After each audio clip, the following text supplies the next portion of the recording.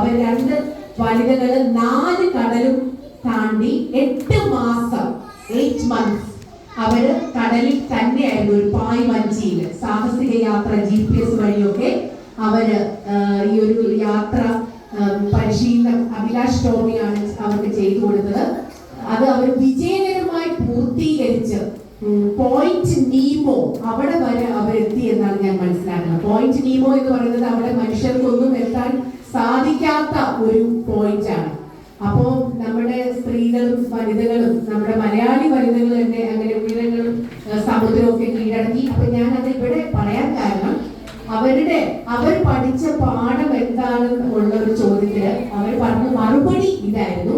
ഒറ്റ സെന്റൻസിൽ പറയുകയാണെങ്കിൽ പ്രകൃതി ഞങ്ങളെ കൂടുതൽ വിനയാന്വിതരാക്കി. കൂടുതൽ വിനയം, താഴ്മ, എളിമ, ഹംബിൾ, സിമ്പിൾ.